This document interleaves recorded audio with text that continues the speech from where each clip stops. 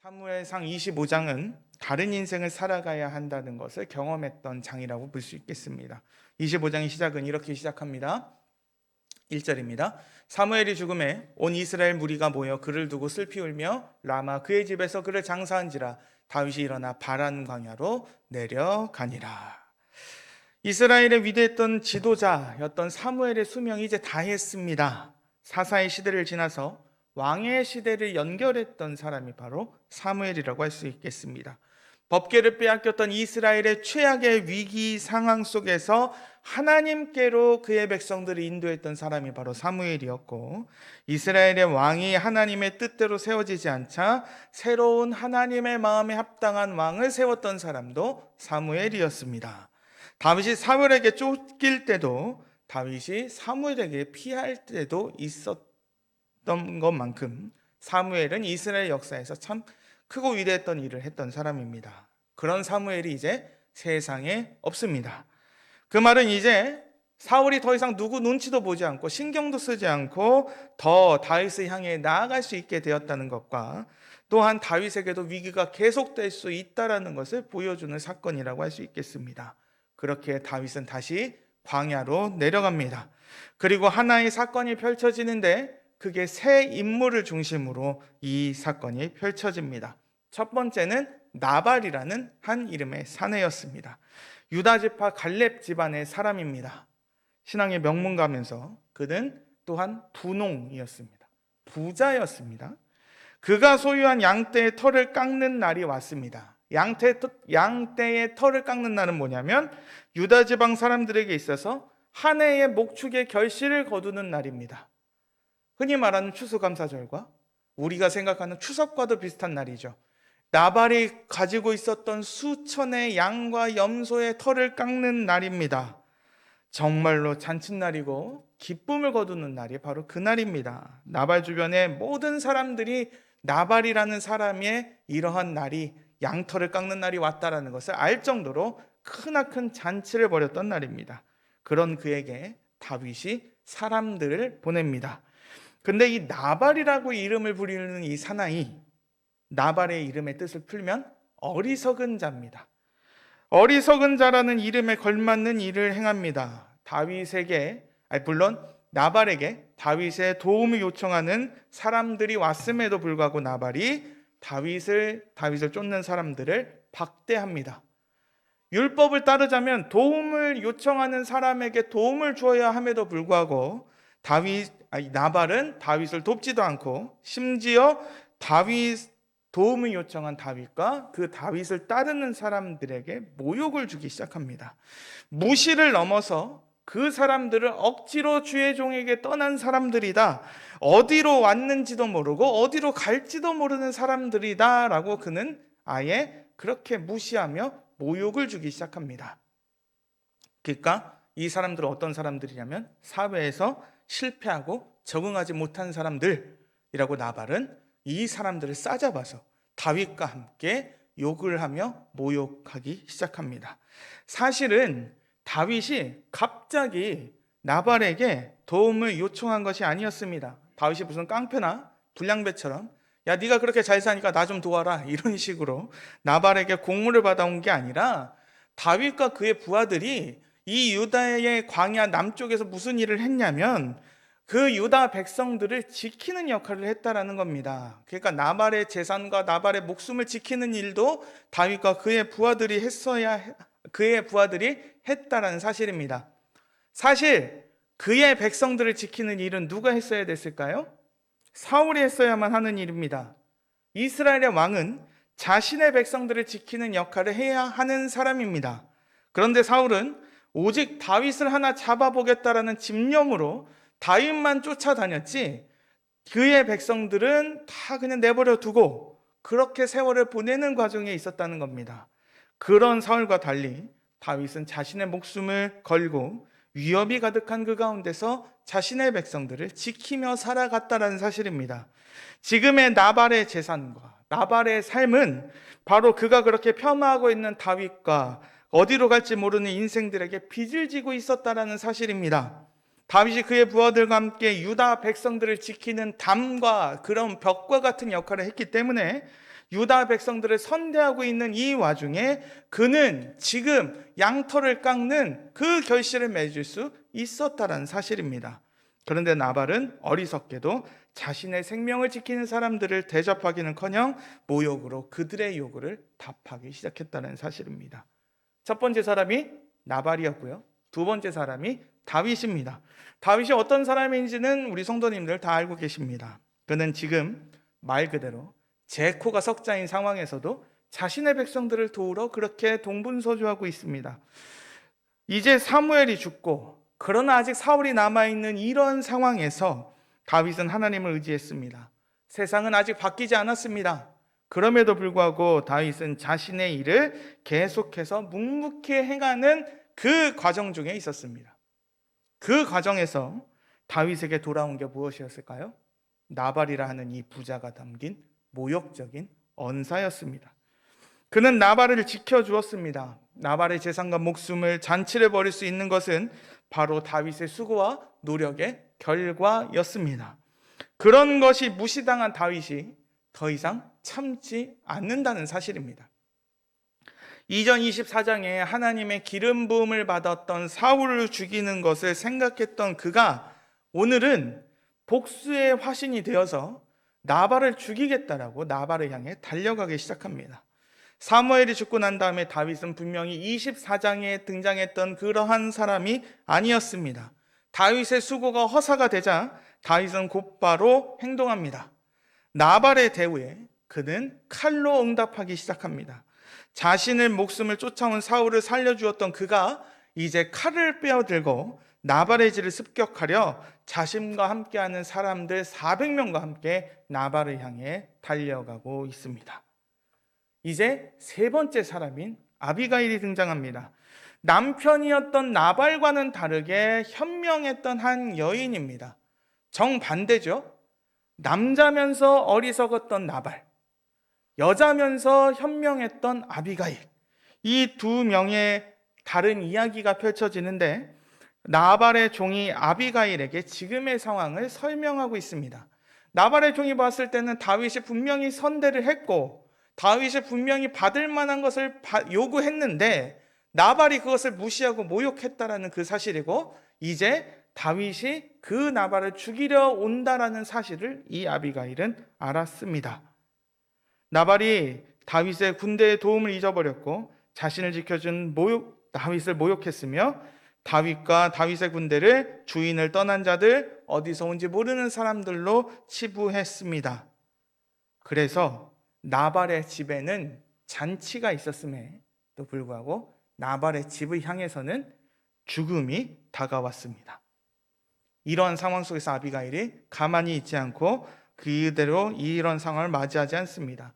아비가일은 이 문제를 해결하고자 합니다.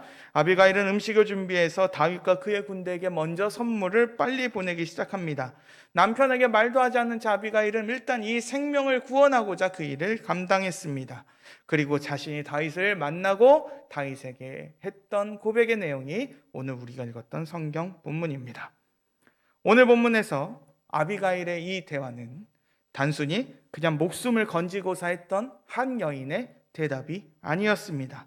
아비가일은 다윗이 어떠한 사람인 줄 알았고 다윗을 통해서 하나님이 어떠한 일을 행했는지를 아는 사람이었습니다. 하나님의 사람으로서 하나님의 백성들을 다스릴 왕으로서 하나님은 이 다윗을 세우실 것임을 아비가일은 다시 한번 확정짓고 다윗에게 고백합니다. 아직 사울은 죽지 않았습니다. 그러나 하나님은 사울이 아니라 다윗을 분명히 그의 집을 세움으로 이스라엘의 왕으로 세우실 것입니다. 다윗은 이스라엘과 하나님의 대적을 향해서 전쟁을 벌이시는 하나님의 사람이라는 것입니다. 그리고 지금의 일이 하나님의 사람으로서 해야 할 일이 아니라는 것을 또 분명하게 이야기해 줍니다. 하나님의 기름 부음을 받은 자를 살려주었던 다윗이 스스로 복수를 하는 일은 옳은 일이 아니라는 것을 아비가일이 분명하게 언급하고 있다는 사실입니다. 사실 다윗이 지금 맘만 먹으면 나발의 집을 쑥대밭으로 만들고 그 중에 있는 남자를 다 죽여 없앤들 없앨 수도 있다라는 사실입니다. 그런데 그것이 그렇게 할 수 있으나 그렇게 한들 나중에 다윗에게 이것이 흠이 될 수밖에 없다라는 사실을 분명하게 언급했다라는 사실입니다. 하나님께서 다윗을 통해서 위대한 일을 이루실 거지만 다윗이 오늘 만약에 나발과 그의 집에 속해 있는 모든 남자들 다 죽여버린다면 분명히 하나님의 일에 흠집이 되는 일이 생길 것이라는 겁니다. 이 일을 통해서 하나님의 일을 했던 다윗의 손에 무죄한 자의 피가 흐를 수도 있는 겁니다. 다윗이 자신의 손으로 보복함으로 슬픔과 결국 다윗의 마음에 뭔가 걸릴 만한 일이 될 수도 있다라는 사실을 아비가일이 분명하게 언급하고 있습니다. 그래서 아비가일은 이러한 다윗의 일을 다시 한번 하나님과 연결시키면서 여기까지 다윗을 지키시고 인도하시는 하나님이 어떠한 분이신지를 설명하고 있습니다. 바로 29절의 고백입니다. 사람이 일어나서 내 주를 쫓아 내 주의 생명을 찾을지라도 내 주의 생명은 내 주의 하나님 여호와와 함께 생명 싸개 속에서 쌓였을 것이요 내 주의 원수들의 생명은 물매로 던지듯 여호와께서 그것을 던지시리이다. 여기까지 인도하신 하나님이 다윗을 지키시는데 어떻게 다윗을 지키시냐면 다윗의 대적들이 다윗을 계속해서 끝까지 쫓아온다 할지라도 하나님이 다윗을 생명싸개에 다윗을 지킨다. 이것은 무엇이냐면 값비싼 물건을 꽁꽁 싸매서 누구도 훔쳐갈 수 없게끔 그렇게 지키시는 주머니처럼 다윗의 생명을 소중하게 여기신다는 사실입니다. 그리고 나서 다윗을 여기까지 쫓아온 대적들을 하나님이 어떻게 행하실 것이냐면 마치 물맷돌을 상대에게 던지듯이 그들을 던져버리실 것이다라는 이야기입니다. 그러니까 두 가지의 이야기가 두 가지의 이미지를 갖고서 다윗에게 이렇게 설명하고 있는 거죠. 다윗을 그렇게 소중하게 꽁꽁 싸매서 그렇게 지키시는 하나님이 다윗의 대적들을 다윗이 마치 골리앗을 향해 물맷돌을 던졌던 것처럼 그렇게 던져버리실 것이다 라는 이야기를 하고 있습니다. 하나님이 바로 그러한 일을 행하시는 분이시라는 사실입니다. 다윗은 그래서 멈추었습니다. 칼을 빼들고 죽이겠다고 달려갔던 다윗의 이성의 끄트머리에서 그는 하나님을 발견했습니다. 하나님은 어리석은 인생의 아내를 들어 다윗의 길을 막으셨습니다. 아비가일이 말한 대로 하나님이 자신의 사람 다윗을 복수기가 되는 것을 막으셨다는 사실입니다. 하나님의 사람이었던 다윗의 손을 피로 물드는 것을 막으셨습니다. 이전에 왕을 살해할 수 있었던 다윗이 복수의 눈에 멀어서 복수의 칼날에 휘두르는 사람이 되지 않기를, 그래서 나발과 다윗과 아비가일은 자기의 자리에서 하나님이 어떠한 분이신지를 드러내는 그 역할을 했다라는 사실입니다. 결국 오늘의 이 이야기는 한 여인이 그냥 한 가정을 살렸다라는 이야기가 아니라 인간의 어리석음과 하나님의 지혜로움이 드러난 사건이라고 할 수 있겠습니다. 아까의 언급처럼 어리석음과 지혜로움의 차이라고 할 수 있겠습니다. 어리석음과 지혜로움의 차이는 무엇일까요? 성경에서 말하는 어리석음과 지혜로움의 차이 중에 하나는 무엇이냐면 바로 다음을 대비하는 일입니다. 나발은 예수님이 얘기하셨던 어리석은 부자 그 자체입니다. 누가복음 12장에 나오는 창고를 더 채우려고 했던 부자는 자신에게 있어서 가장 중요한 분이 누구신지를 모르고 어리석게 자기 손에 쥐고 있는 것을 바라보며 살았던 사람들입니다. 오늘의 나발도 자신의 것을 자신의 능력으로만, 자신이 잘해서 이것을 다 얻고 누렸다라고만 생각했습니다. 그래서 그는 다윗의 은혜를 잊은 사람입니다. 그러므로 그는 자신의 입으로 자신의 멸망을 불러일으키는 미련한 사람입니다. 그와 반대로 아비가일은 나중을 보고 대비한 사람입니다. 지금의 상황을 누릴 수 있었던 사람이지만 지금의 상황과 함께 이제 나중에 닥칠 그 상황을 보고 미리 대비를 했던 지혜로운 사람이 바로 아비가일입니다. 예수님은 그런 지혜로운 사람들에 대해서 이렇게 얘기하고 있는데 그 이야기를 전에도 한번 말씀드렸던 불의한 청지기의 비유를 들어 이렇게 설명하셨습니다. 누가복음 16장 8절에서 9절인데요. 다 같이 읽어보겠습니다. 시작. 주인이 이 옳지 않는 청지기가 이를 지혜 있게 하였으므로 칭찬하였으니 이 세대의 아들들이 자기 시대에 있어서는 빛의 아들들보다 더 지혜로웁니다. 내가 너희에게 말하노니 불의의 재물로 친구를 사귀라. 그리하면 그 재물이 없어질 때에 그들이 너희를 영주할 처소로 영접하리라.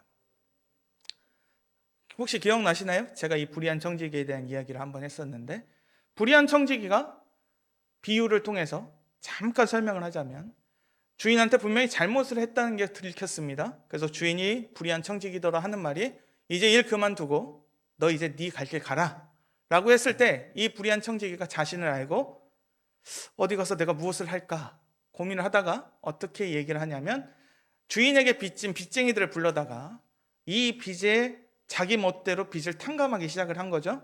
왜 그랬을까요? 이 불의한 청지기가 나중에 주인한테 쫓겨나더라도 나 때문에 탕감받은 저 사람이 나를 그래도 잘 대해주겠지라는 그런 이야기로 이렇게 되는 겁니다. 예수님께서는 이 이야기를 통해서 그냥 불의하게 살아도 된다라는 게 아니라 이 이야기의 초점은 바로 지금 마지막을 대비하는 사람이 지혜로운 사람이라고 얘기하고 있는 겁니다.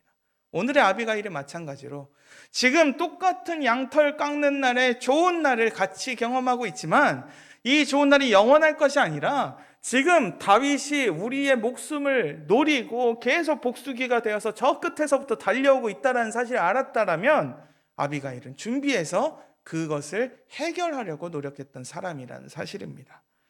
지금의 것을 가지고 나중을 사는 사람들이 지혜로운 사람들이라는 겁니다. 오늘의 아비가일이 하나님의 지혜로움을 그대로 보여주는 사람이었고 하나님을 분명히 알았고 하나님의 사람을 통해서 이루실 그 일을 미리 고백했던 사람입니다. 그리고 다윗에게 자신을 부탁합니다.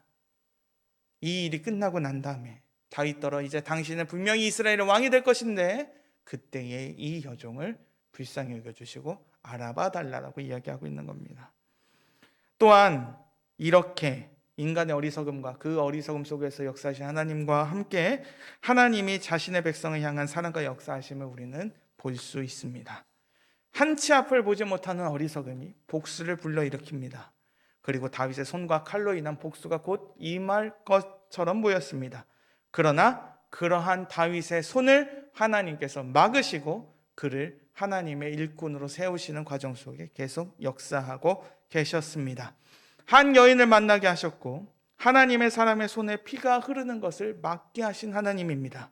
하나님은 분명히 자신의 왕을 세우실 것인데 하나님의 뜻에 합당한 도구로서 다윗이 순전하게 하나님의 사람이 되도록 그가 지금 이렇게 무시당하고 그가 이렇게 모욕을 당했지만 하나님이 그를 다시금 칼에 사람이 되지 않도록 역사하셨다는 사실입니다.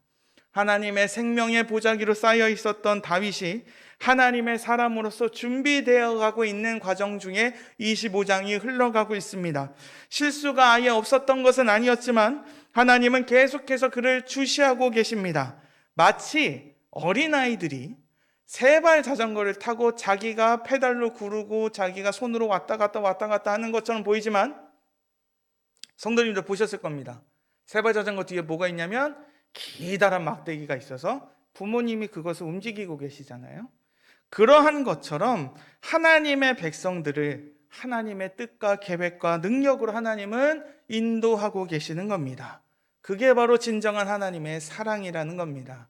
하나님의 사람은 하나님의 사랑을 경험한 사람들이고 그 사랑을 매일 새롭게 경험하는 사람들이며 계속해서 나아갑니다. 나의 평생에 하나님의 뜻이 이루어지기를 간구하는 사람들이고 하나님을 뵐 때까지 매일 이러한 일을 경험하며 나아가는 사람들입니다. 하나님을 믿는다는 것은 성인이 되는 것과는 뭔가 다르다는 것을 우리는 알아야 합니다.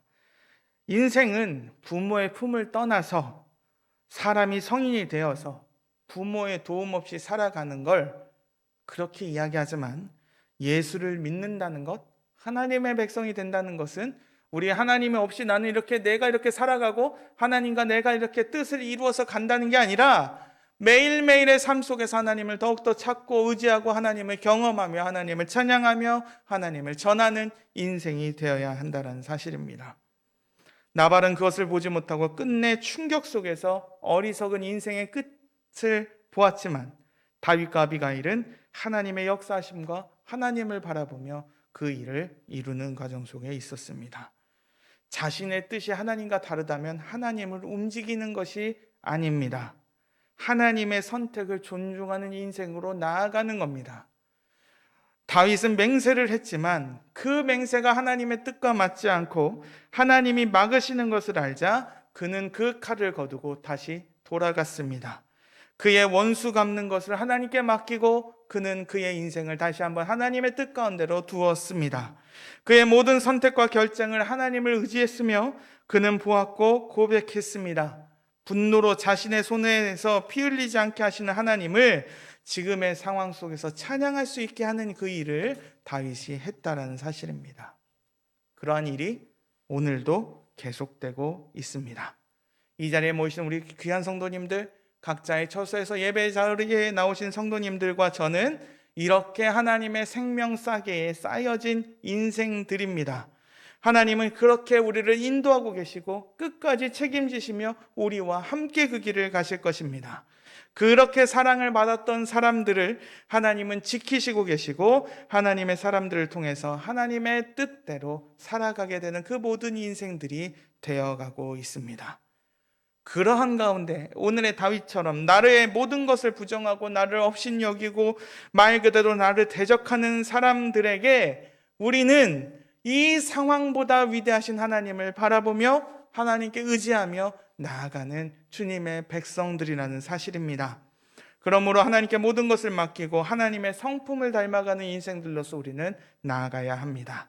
그렇게 우리는 이 어리석은 세상 속에서 내일을 대비하는 인생들로 하루하루를 살아가야 한다는 사실입니다. 진정한 주인에게 손을 들고 하나님의 역사를 기억하고 하나님의 뜻이 이루어지기를 원하는 인생들에게 하나님은 어리석은 자와 지혜로운 자의 인생을 나누게 하시고 우리를 생명싸게 지키시고 인도하시며 하나님을 찬송하게 하실 것입니다. 시편 106편은 이런 하나님의 백성들을 향해서 그 놀라운 은혜의 역사가 주어지는 시편인데 10절은 이렇게 얘기합니다. 그들을 그 미워하는 자의 손에서 구원하시며 그 원수의 손에서 구원하셨고, 그리고 그 백성들의 원수를 갚으시는 하나님이 우리에게 놀라운 사랑을 베푸셨는데 그렇게 우리는 주님의 명령대로 나아갈 때에 하나님의 놀라운 은혜의 역사를 바라보게 될 것입니다.